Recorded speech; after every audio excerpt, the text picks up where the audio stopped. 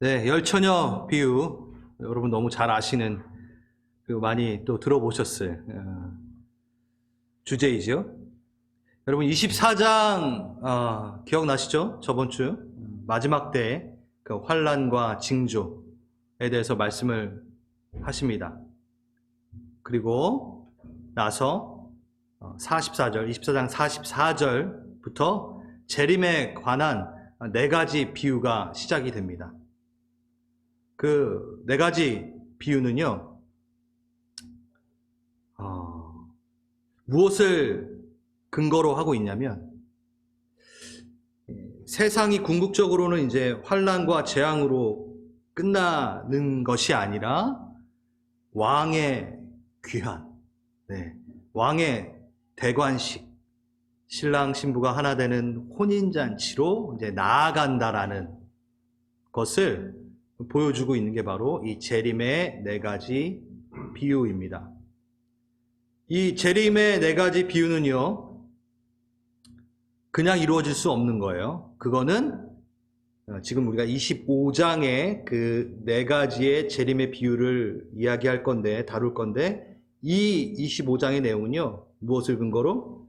26장, 27장, 28장의 십자가의 사건을 근거로 그렇게 될 것이다 라고 하는 겁니다.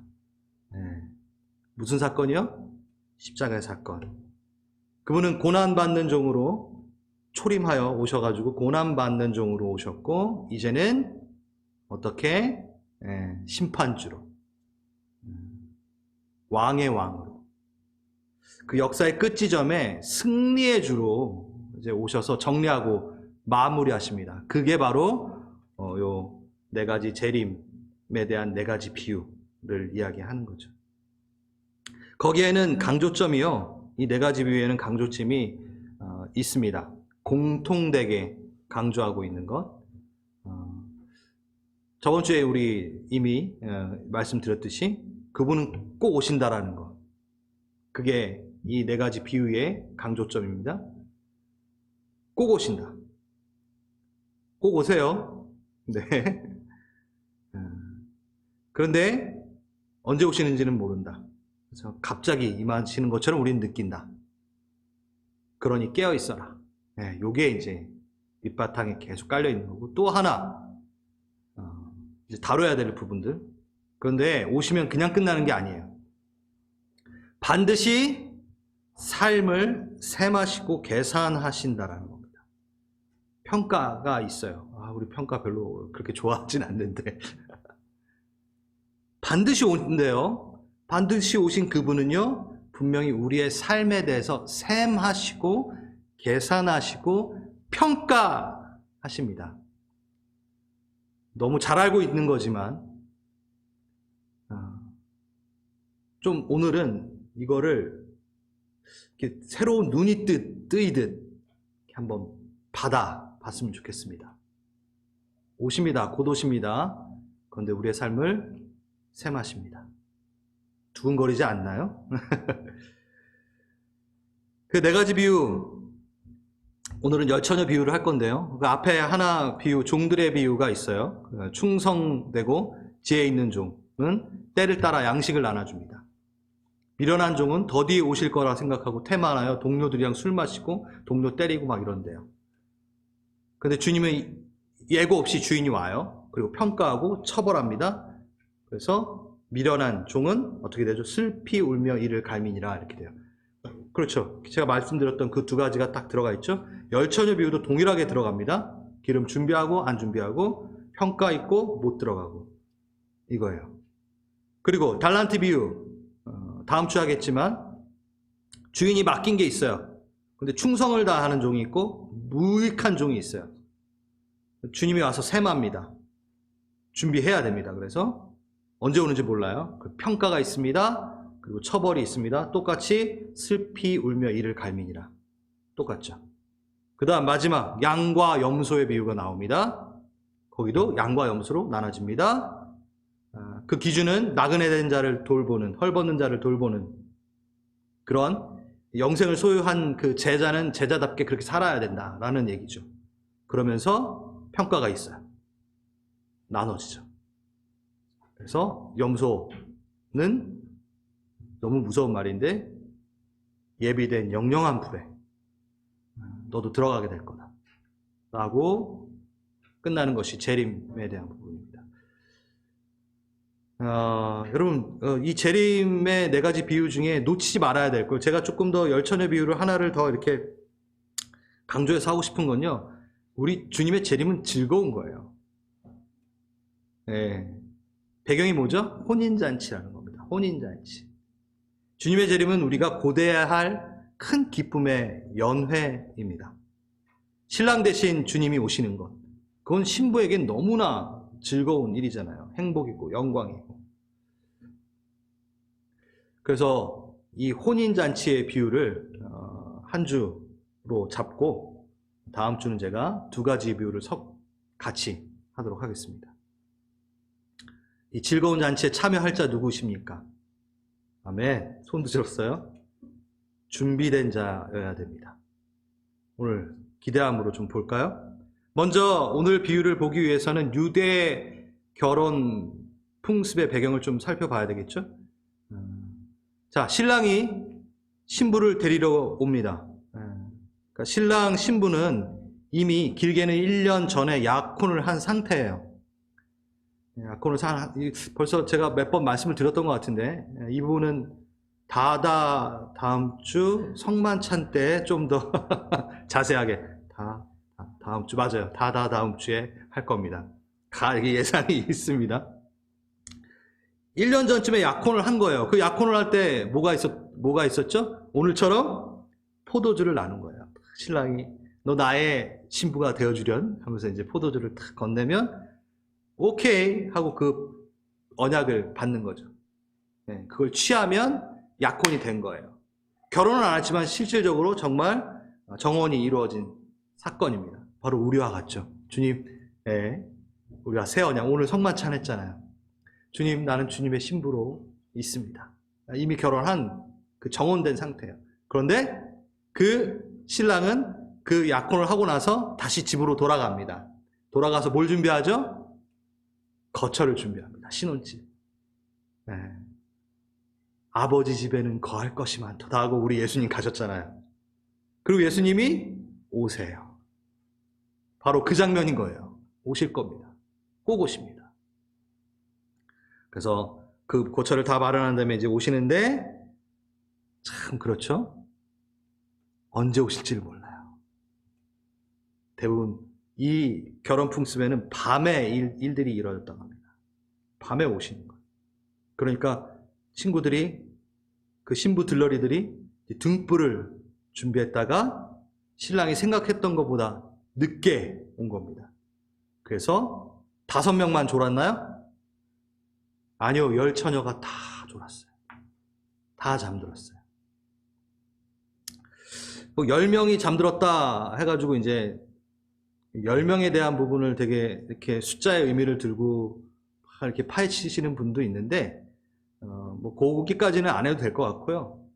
저는 그냥 그 대조하기 위해서 이렇게 나눠놨다고 생각을 합니다. 왜냐하면 오늘 본문 바로 앞에 또 지혜로운 종, 미련한 종 이렇게 대조를 이루는 거니까. 그리고 동일하게 여기 열처녀 비유도 대조를 이루고 슬기로운 처녀, 미련한 처녀, 양과 염소 이렇게 대조를 다 이루는 거죠. 그래서 열처녀 비유의 첫 번째 포인트, 이 대조를 이루는 부분을 이어서 뭐죠? 들어가는 그룹이 있고 못 들어가는 그룹이 있다라는 겁니다. 들어가는 그룹, 못 들어가는 그룹이 있는데 그 전에 제가 방금 말했던 것처럼 10명이 다 졸았다라는 거. 저는 이게 정말 신의 한 수라 그래야 되나요? 주님이 키포인트. 이걸 그냥 놓칠 수 있는 것 같은데 저는 묵상하면서 야, 그렇네. 마지막 때는요, 너나 할 것이 다 좋은데요. 다 졸아요. 이게 뭔가요? 저는 안 졸았어요. 전 자격이 있지요. 지혜롭게 준비하여 깨어 있었답니다. 이런 말을 아무도 못하는 거예요. 그냥 마지막 때는 그냥 다 조는. 뭐 별 차이 없어요. 별 차이 없어요. 자랑할 것이 없는 상태입니다. 그래서 내가 주님 안에 거하고 제가 들어갈 수 있는 것은 내가 막 잘 준비해서가 아니라요. 저도 졸았어요. 주님 은혜일 뿐이죠. 하고 들어가는 거예요. 전 이게 정말 신의 한 수라고 생각합니다. 그래서 계시록에 보면요.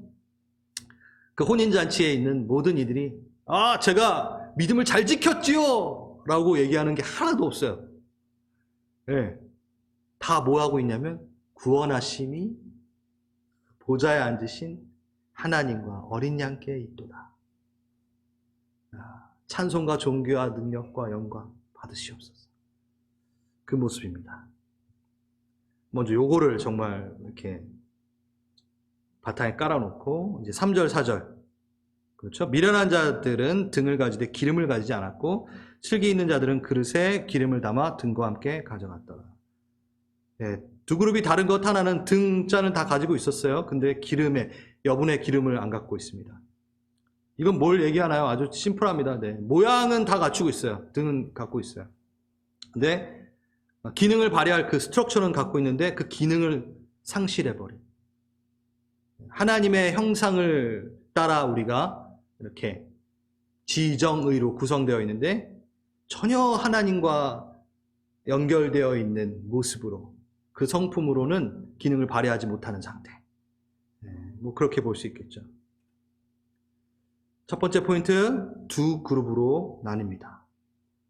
그러면 또 어떤 분들은 믿지 않는 자와 믿는 자 이렇게 생각할 수 있는데요. 여러분 이거는요.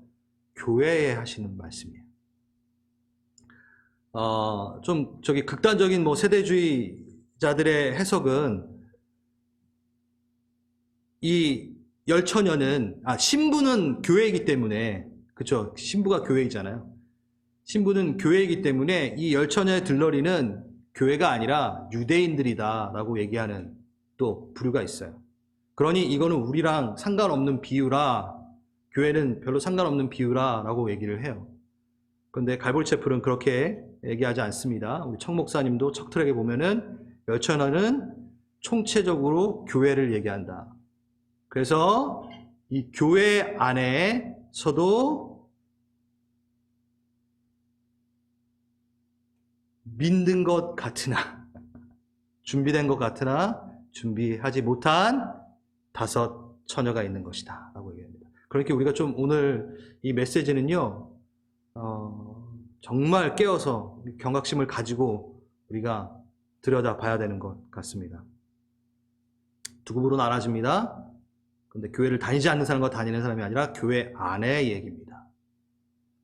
두 번째 포인트, 빌릴 수 없다라는 사실입니다. 못 빌려요.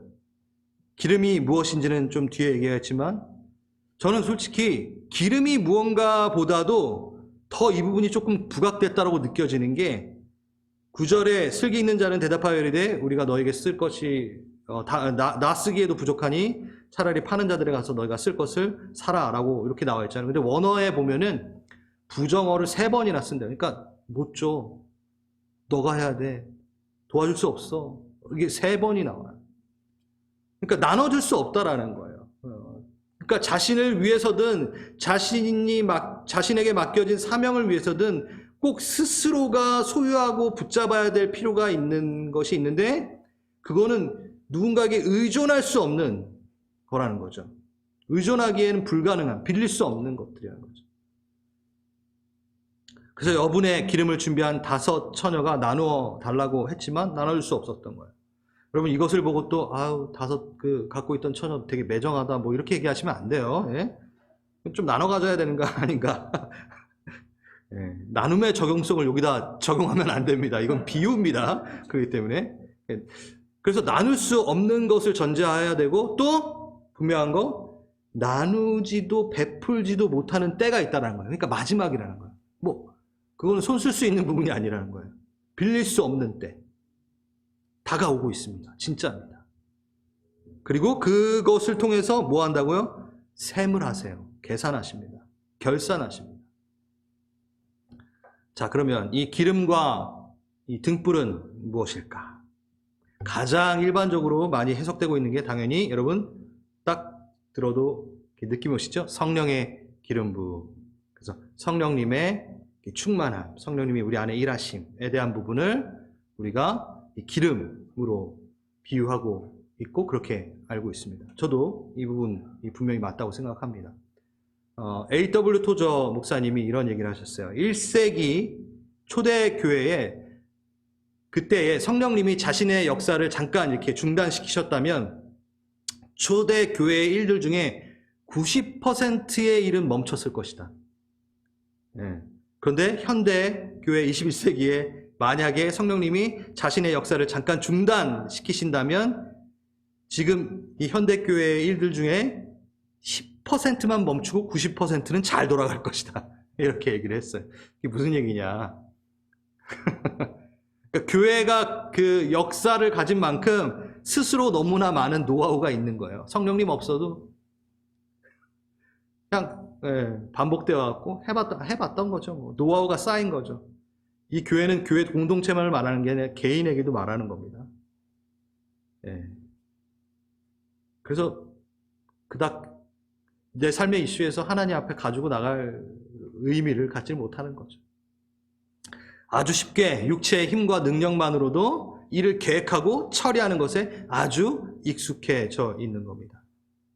근데 바울은요, 로마서에서 이렇게 얘기합니다. 하나님의 영의 인도함을 받는 자만이 하나님의 자녀다. 그래서 우리는 형식적으로라도 아주 기본적인 거 오늘 얘기할 겁니다. 여러분, 열처녀 비유에서 뭐 새롭고 뭐 이러진 않을 거예요. 여러분, 그러니까 정신 바짝 차리시고 성령님 붙드시고 지금 들으셔야 돼요. 나 이미 알고 있어. 이거는 벌써 사단이 여러분 지금 노리고 있는 거예요. 마음으로 받지 못하고 영으로 받지 못하고 있는 겁니다. 여러분, 성령님이 일하시도록 나를 내어줍시다. 계속 기도하는 마음으로 오늘은 설교를 좀 들으시기 바랍니다. 의도적으로, 그래서 여러분들이 뭘 하실 때 의도적으로 기도하고 시작하십시오. 아주 기본적인 얘기를 하지만. 어제 저희 보드 미팅도 회의를 했습니다. 그때 요즘에 저희는 이제 만약이 아니라 요즘에 교회에 오시는 분들 저를 만나시거나 뭔가를 할 때 무조건 개인 기도를 먼저 제가 하도록 권유합니다. 개인 기도 먼저. 그러니까 와가지고 주님과의 본인이 개인이 이렇게 연결되어 있지 않은데 그냥 와가지고 교회에 그냥 같이 파묻혀가지고 그냥 일하고 가는 그런 게 아니라 개인이 컨택 되어야지만이 공동체 일을 할 수 있는 거거든요. 그래서 저는 누가 오셔도 저를 만나러 오셔서라도 앞에 가서 잠깐 기도하고 오세요. 이렇게 얘기해요, 요즘에. 저도 무조건 교회 도착하면 앞에 나와서 기도하고 시작을 합니다. 의도적이어야 돼요. 해야 돼요. 우리는 너무 쉽게 놓칩니다. 그래서 짧은 찬양의 한 곡이라도 왕이신 나의 하나님 내가 주를 높이고 요거 한번 탁 하고 뭘 하든 정말 의도적으로 그것을 해야 됩니다. 초청하고 선포해야 됩니다. 네, 그 다음 기름은 또 뭘까요? 등불을 밝히기 위하는 게 바로 기름이죠. 그래서 이 등불 전체적인 의미로 세상에 빗대어 사는 말씀을 붙들고 사는 그 삶을 얘기하는 겁니다. 그것이 준비되어 있는가에 대한 부분으로 또 얘기합니다. 성령님만을 또 얘기하는 것이 아니라 전체적인 삶에 대해서 얘기하는 거죠. 주의 말씀은 내 발의 등이요. 그렇죠? 그 근거로 저는 이 부분이 더 성령님보다 그게 성령님이 아니라고 하는 게 아니라 보다 더 저는 이 부분이 더 마음에 가는데 왜 그러냐면요. 참 재밌어요. 마태복음에 동일하게 지금 얘기하고 있는데 마태복음 7장 24절을 보면요. 거기에 말씀이라는 반석 위에 집을 짓는 자가 어떤 자인 줄 아세요? 지혜로운 사람이에요. 근데 이 원어가 똑같아요. 여기 슬기로운 다섯처녀 할 때 썼던 그 헬라어 단어랑 반석 위에 집을 짓는 지혜로운 자랑 똑같은 단어예요. 우린 슬기, 지혜 이렇게 나눴지만 똑같은 원어예요. 그리고 모래 위에 집을 짓는 자는 또 뭐죠? 어리석은 자라고 되어 있잖아요. 그것도 기름을 준비하지 않은 미련한 자하고 똑같은 단어예요. 한국말로는 다르게 번역했지만 똑같다라는 거죠. 그럼 뭘 얘기하나요? 네, 말씀. 내 삶의 말씀의 반석 가운데 말씀을 반석으로 들고 살지 않는 나의 삶에 대한 부분이 준비가 안 되었다라는 걸 마태복음은 지금 동일하게 얘기하고 있는 것 같아요. 뭐 네 가지 비유, 재림의 네 가지 비유 거기에서도 다 동일해요. 신앙의 외적인 형태의 모습도 포함시킵니다. 충성되이라고 때를 따 양식을 나눠주고 돌보고 이런 모든 것들이 그냥 생각만 하는 게 아니라 실질적으로 몸을 써 행동으로 옮기는 것을 이야기하고 있거든요. 네 가지 비유가 다 똑같습니다. 말씀을 따라 삶을 사는 것에 대한 부분, 이 바로 기름이라고 생각합니다. 그런데 거기에 성령님이 없으면 안 되는 거죠. 그렇죠? 그러니까 이게 분리할 수 없는 거죠. 여러분, 성령 없이 이 일들을 할 수 있을 것 같으세요? 할 수 있어요. 잠깐. 아주 일시적으로 잠깐은 할 수 있어요. 네. 그런데 궁극적으로는 못합니다. 그렇기에 저는 이 기름을 준비한다, 등불, 이거를요 총체적으로 이렇게 봤으면 좋겠어요. 그래서 우리의 일상에 뿌리 내려져 자라나야 되는 주님과의 관계의 그 모든 영성을 말한다라고 생각을 합니다.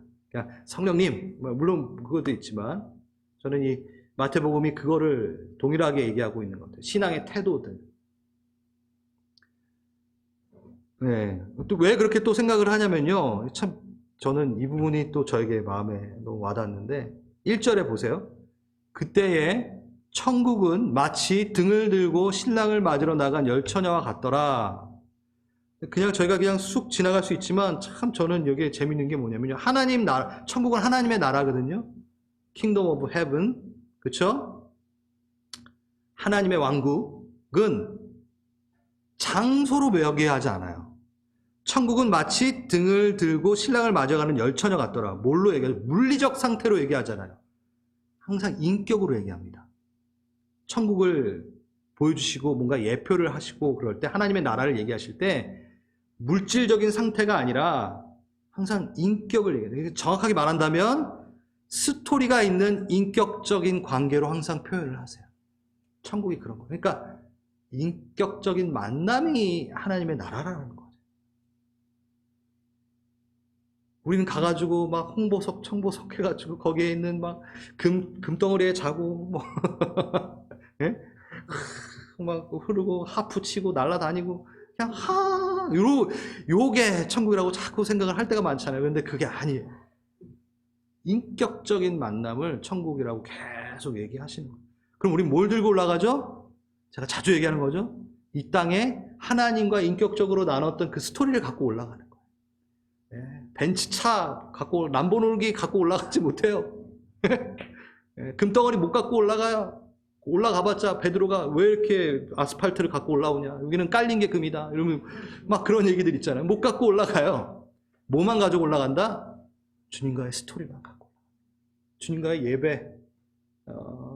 이 열처녀 말고 이 재림에 있었던 모든 네 가지 비유에 했던 그 모든 것들을 갖고 올라가는 거. 올라가서 여러분 무슨 얘기 하실 겁니까? 하도 얘기를 안 해가지고 올라가자마자 너무 어색해. 예수님이 왜 왔어 너? 그러면 그러실 수 있어요. 나 그렇게 좋아하지도 않는데 왜 와가지고 고생이니? 이러실 수 있다니까요. 여러분 올라가자마자 무슨 얘기 하실래요? 영환 형제님 무슨 얘기 하실래요? 너무 오랜만에 얘기해가지고 뭐 할 얘기가 이러면 안 되잖아요. 저는요 올라가면요 무슨 얘기 할 거냐면요 어제 했던 얘기 할 겁니다. 이어서. 그러니까 관계라는 거예요.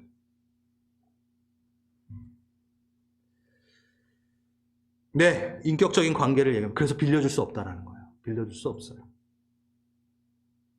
당시 이스라엘 사람들, 이 유대인들은요, 나는 아브라함의 후손이지.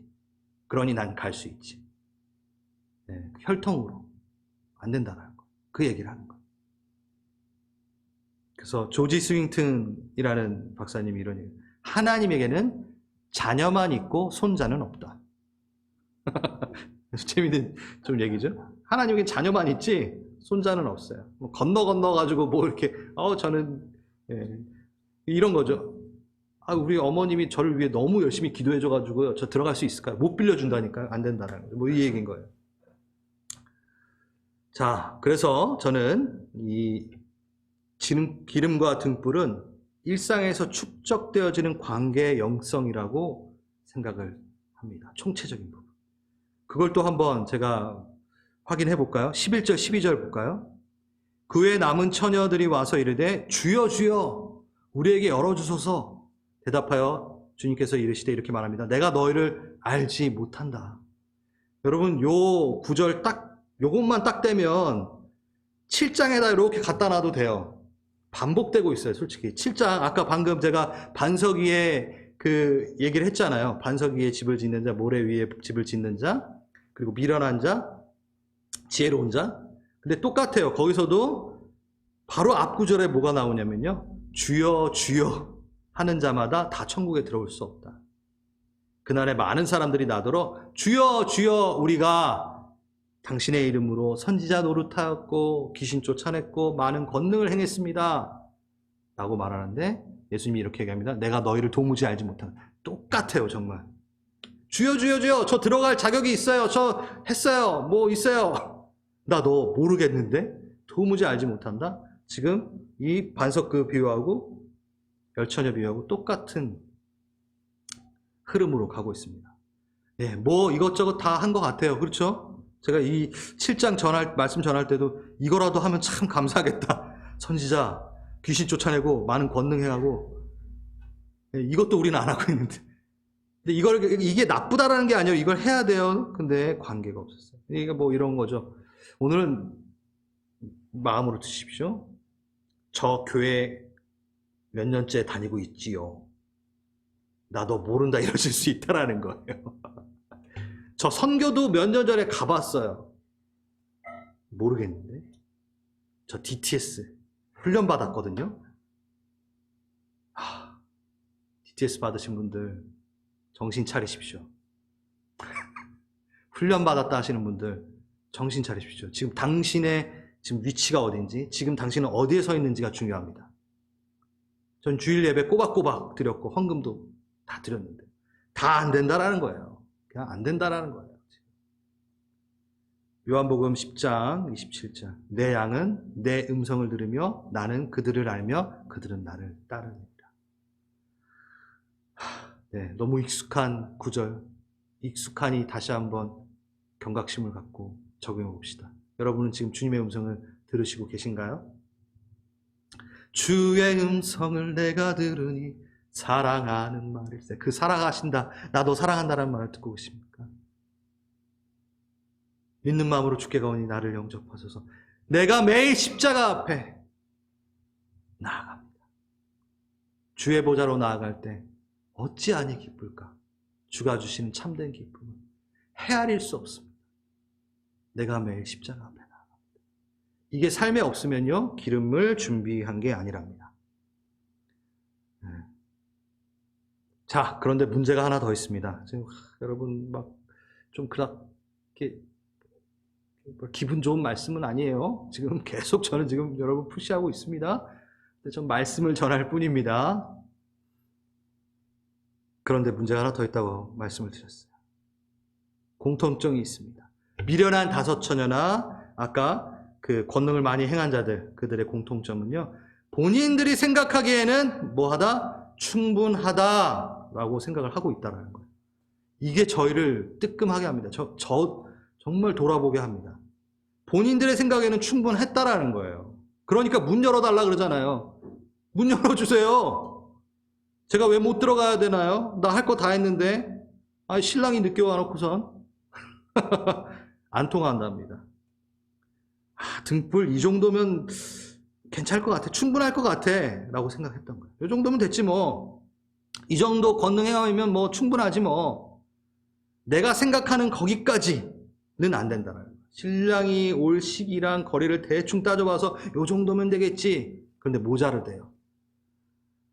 아이고, 어떡합니까? 여러분 한번 이렇게 가슴에 손을 얹고 이렇게 얘기할 수 있는가 한번 봅시다. 하나님, 전 지금 내 상황에서 충분히 하고 있습니다. 말하실 수 있는 분. 그게 솔직히 안 되더라고요.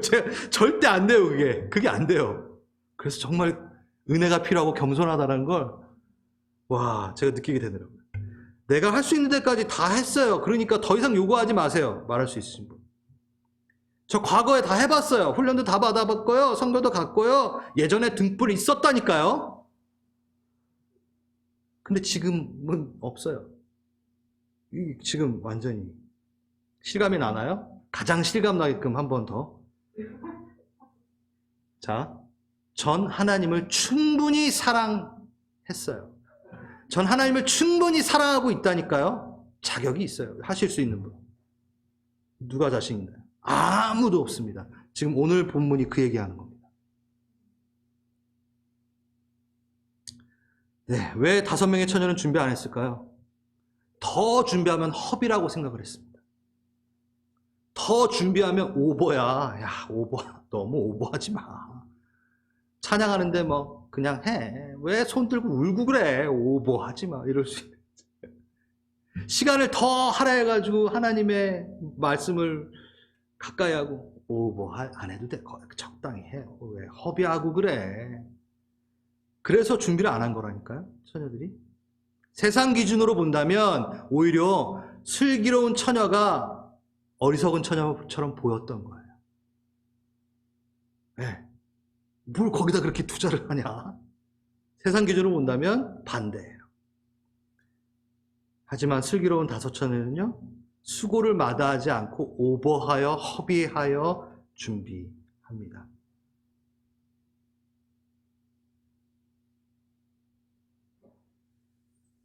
네, 재림하는 주님을 맞는 그 준비는 다른 사람에게 빌릴 수 없습니다. 양도할 수 없습니다. 철저하게 개인이 책임져야 할 부분입니다.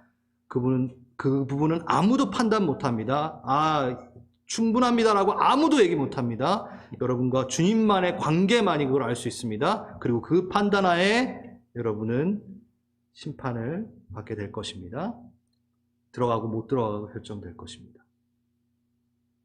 교회에게 하는 비유입니다. 세 번째 포인트, 너무 늦었다라는 겁니다. 그런데 여러분 너무 늦었다. 정말 소름 끼치는 그 선포예요. 여러분 너무 늦었다 하시면 어떨 것 같아요? 10절 그들이 사러 간 사이에 신랑이 오므로 준비하였던 자들은 함께 혼인잔치에 들어가고 문은 닫힌지라.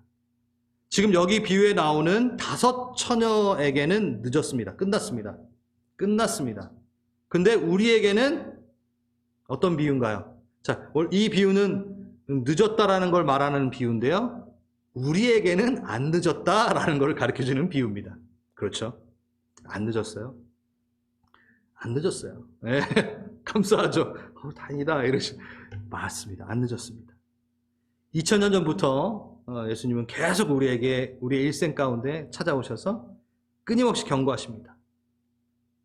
주님 왜 더디 오실까요? 그에 오시면 왜 더딜까요? 네. 금방 오신다고 했는데 거짓말인가요? 아니에요. 여러분, 이게 묵상을 하면서 참 재밌었는데, 저도 예수님이 이제 오신다고 하셨잖아요. 근데 그때 이제 예수님이랑 같이 다녔던 그 사도들이 왜 바로 예수님 승천하시자마자 성경을 안 썼을까요? 복음서를 안 썼을까요? 바울 서신서가 먼저 써졌어요. 그리고 거기 같이 다녔던 제자들이 썼던 복음서, 그리고 베드로전서 뭐 이런 것들 다 예수님 승천하시고 나서 40년, 막 3, 40년 있다가 써요. 그리고 요한은 한 70년 있다가 써요. 왜 그랬을까요? 금방 오실 거라 생각했어요. 뭘 글로 남겨. 빨리빨리 말로 전하고, 내일 모레 오실 수 있고, 한 달 있다 오실 수 있는데, 뭘 남겨가지고 뭘 해. 그래서 안 썼어. 이거라고 저는 생각합니다. 분명히 그렇게 말씀하시는 분들도 있을 거예요. 한번 찾아봐야겠어요. 근데 저는, 맞아요. 그랬던 것 같아요. 근데 왜 이 경고가 계속 길어지고 있을까요? 심판이 목적이 아니기 때문이죠. 그래서 여러분 자녀들을 이렇게 키우신 분은 다 아실 거예요. 훈육하고 이렇게 뭔가 이렇게 훈육하다 안 되면 체벌이 필요할 때가 분명히 있습니다. 그때 제가 어떻게 그 아이를 훈육하는 방법 가운데 이렇게 훈육을 안 하겠죠. 때리고 싶어가지고 훈육은 안 하잖아요. 어우, 무서워. 똑같은 거예요. 하나님이 심판하고 싶어가지고 그런 게 아니라. 참 재밌는데, 우리 하엘이한테, 우리 하은이는 말 잘 듣는데, 우리 하엘이 같은 경우, 말 되게 안 들을 때가 있어요. 그러면은, 너, 이거 하나님한테, 아빠가 셋까지 쉰다. 그럼 뭐 어떻게, 셋까지 쉴 테니까 조심해. 너, 그러면 맴매, 너 이제 들어가고, 대단한 후체벌에 들어갈 수도 있는 거야. 뭐 이렇게 해요. 그러면 제가 하나, 둘, 셋 하면서 막 때리나요? 막 때리고 싶어가지고, 막 심판하고 싶어가지고. 아니죠. 그럼 저 어떻게 하나요? 하나, 아빠 벌써 하나 셌어? 둘, 너 아빠 센다 이제. 둘 반에 반에 반, 둘 반에 반에 반에 반, 막 질질 끕니다. 왜냐면 심판의 목적이 아니, 때리는 게 목적이 아니라 그 아이를 사람답게 만들기 위해서. 똑같아요. 그래서 더디 오세요. 또 한 부분, 또 복음을 전해야 되는 그 부분은 마태복음 끝 부분쯤에 해야 되겠죠. 제가 베드로후서 읽겠습니다. 여러분 잘 아시는 말씀입니다. 3장 9절. 주의 약속은 어떤 이들이 더디다고 생각하는 것 같이 더딘 것이 아니라 오직 주께서는 너희를 대하여 오래 참으사 아무도 멸망하지 않고 다 회개에 이르기를 원하느니라. 우린 기회가 있습니다. 우린 안 늦었어요. 문이 안 닫혔어요. 우리에게 이 열천유의 비유는 감사한 비유입니다. 할렐루야 비유입니다. 찬양해야 되는 비유입니다. 계시록에 보면요, 여기 여러분, 어떤 사람들은 거듭난 사람이 있고 거듭나지 않은 사람들이 교회의 일원 안에 같이 섞여 있다라고 제가 말씀을 드렸죠. 그 근거가 어디에 있냐면요, 여기 있어요. 계시록에 보면요, 7 교회한테 다 얘기를 하세요. 근데 거기에 동일한 메시지가 뭐냐면요, 회개하라는 경고예요. 교회에게 하신 경고입니다. 첫 번째 에베소 교회에 어떻게 얘기하시냐면, 어디서 떨어졌는지 생각하고 회개하여 처음 행위를 가져라. 만일 그래야지 아니하면, 회개하지 아니하면 내가 내게 가서 내 촛대를 그 자리에서 옮기리라. 그 촛대가 뭔지는 잘 모르겠어요. 그걸 제가 정의 내리고 싶지 않습니다. 여러분이 묵상해 보십시오. 그 다음 두아디라 교회, 또 내가 그에게 회개할 기회를 주었거늘 그 음행으로 회개하지 않았느니라. 바람 폈다라는 거야. 하나님 말고. 왜?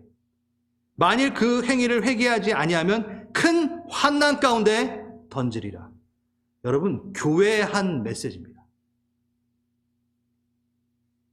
그래서 추 목사님, 그럼 구원이 취소되나요? 뭐 이렇게 또 물어보시고, 여러분, 제가 앞전에 설교한 구원의 확신은 무엇인가, 그걸 다시 보십시오. 물어보지 마시고.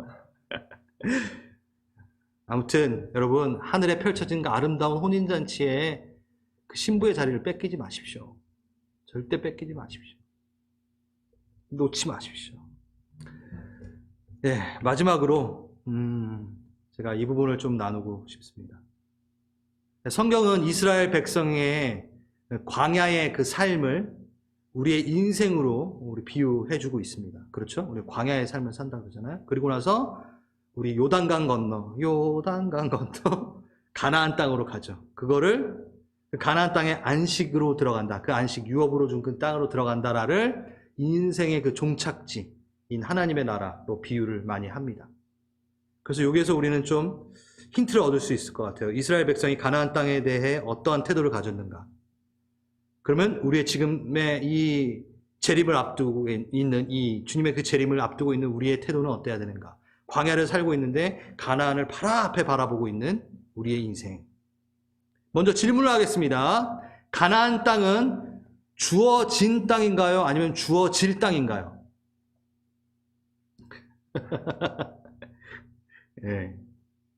제가 여호수아서 1장 3절 읽겠습니다. 내가 모세에게 말한 바 너희 발바닥으로 밟는 곳, 그러니까 밟을 곳, 미완료예요. 이제 밟을 곳 모두 내가 너에게 주었노니. 주었노니는 뭐죠? 완료예요. 야, 주님 헷갈리게 하시네. 뭐예요? 한 문장에 미래와 미완료와 완료가 다 들어있어요. 가나안 땅은요, 하나님이 이미 주신 땅입니다. 하지만 동시에 아직 성취되지 않은 땅이에요. 이게 가나안 땅의 모습이에요.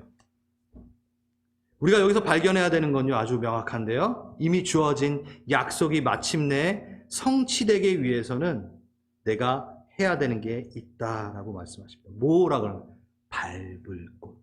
너가 밟아야 된다. 너가 밟아야 된다. 내가 밟아야 하는 게 있다라는 거예요. 요단강 건너 가나안 땅은요, 애굽 땅 나와 홍해랑 틀립니다. 애굽 땅 나와 홍해는 그냥 모세 그냥 쫓아다니면 그냥 됐어요. 근데 요단강은요, 가나안 땅은요, 밟아야 됐어요. 밟아야 돼. 그냥 갈라지지 않았어요. 제사장들이 밟은 다음에 갈라졌어요. 내가 밟을 땅, 가나안 땅에 들어가기 위해서는 이 간극을 채워야 됩니다. 이미 주신 것과 주어진 것, 주실 것과 이미 주어진 것의 그 간극 안에는 뭐가 있냐? 주셨고 주어졌고, 그렇죠? 주어졌다는 그 믿음을 갖고 그냥 가만히 있는 게 아니라 그 믿음 갖고 뭐 해야 되냐면 그 약속 갖고 직접 밟아 나아가는 행함을 동반하는 삶이 있어야 된다는 거예요. 네, 이 간격을 그걸로만 채울 수 있습니다. 어떤 이들은 어차피 하나님 약속 이루셨고 어차피 다 이루셨는데 약속됐는데 내가 뭘 하지 않아도 되지 않습니까? 우리 교회에서는 한 번도 이렇게 티칭한 적 없습니다. 네. 제가 읽어드릴게요. 에스겔서 36장 33절에서 37절까지인데 다 읽지는 않고 제가 좀 요약해서 읽겠습니다. 내가 너희를 모든 죄악에서 정결하게 하는 날 황폐한 땅을 회복시킬 것이라. 네, 하나님의 그 마지막 그 약속의 땅에 대한 부분을 막 얘기하네요. 무너진 것을 건축하며 황폐한 자리에 심을 줄 알리라. 나 여호와가 말하였으니 이루리라. 주 여호와께서 이같이 말씀하십니다. 그래도 이스라엘 족속이 이같이 자기들에게 이루어 주기를 내게 구하여야 할지니라. 오. 하나님 다 준비됐대요. 다 됐대요. 난 그렇게 심을 거야. 너를 황폐한 땅에서 옮겨가지고 건축하여서 세울 거야. 회복시켰어. 그런데 주님이 정확하게 얘기합니다. 그래도 이스라엘 족속이 이같이 자기들에게 이루어 주기를 내게 구해야 할지니라. 너 이제 아무것도 안 해도 돼가 아니에요. 이루어지도록 성취되도록 땅을 밟고 행동해야 됩니다. 구하고 기도해야 됩니다. 하나님의 약속이 이루어지는 것은 머뭇거리는 자에겐 아무 상관없는 약속이 돼버리고 만다라는 겁니다. 우리 기도하겠습니다. 교회가 하나님이 약속하신 그 유업을 향해 나아가지 않으면 광야만 뺑뺑 돌게 됩니다. 밟고 나아가야 됩니다. 걸어가야 됩니다. 따라가야 됩니다. 애굽에 있으면 안 돼요. 애굽이 아니라 광야에서 그냥 뺑뺑 돌고 있어 안 돼요. 전진해야 돼요. 제가 이걸 왜 얘기하냐면 이거는 영적인 법칙이에요. 룰이에요. 광야에 있으면 무조건 애굽으로 회귀합니다. 계속. 그러니까 여기까지만 이 정도면 됐지 라고 하는 순간 여러분은 뒤로 백하하는 거예요. 제가 여러 번 말씀드렸을 거예요. 밟아야 돼요. 가야 돼요. 나아가야 돼요. 교회의 그 유업을 향해. 우리의 관심이 그냥 난 구원 받았어로 머무는 순간 우리는 그 더 뒤로 후퇴하게 된다라는 거예요. 어느 순간. 그게 오늘 열천후의 비유입니다. 약속하신, 계획하신 그 유업을 향해 우리 나아갑시다. 사단은 이렇게 거짓말 할 겁니다. 오늘 예배 전 시작할 때쯤에 제가 얘기했던 것 같아요. 됐어. 그 정도면 됐지 뭐. 충분해. 왜 사단이 자꾸 그렇게 얘기하냐면요. 두렵거든요. 이 갈보리 채플 성도들이 유업을 향해 막 나아가는 전진하는 군대처럼 자기에게 올 때 두려워서 됐어 그만했어 됐어 그만 전진해도 돼. 너 자리는 거기까지니까 괜찮아. 두려워서 그러는 거예요. 근데 그 말 듣고 속아요. 아, 그래, 우리 충분하구나. 됐구나. 요 정도 성경 받고 요 정도 따라갔으면 됐지 뭐. 삶에 지장 없더만. 내가 예배 안 드리고 기도 안 하고 뭐 주님 더 사랑 안 해도 삶에 별 지장이 없어. 뭐 건강도 뭐 그냥 그럭저럭 괜찮고 집도 그냥 계속 업그레이드 되고 뭐 직장도 그대로네. 속습니다. 속습니다. 네, 우리 함께 기도해 보겠습니다.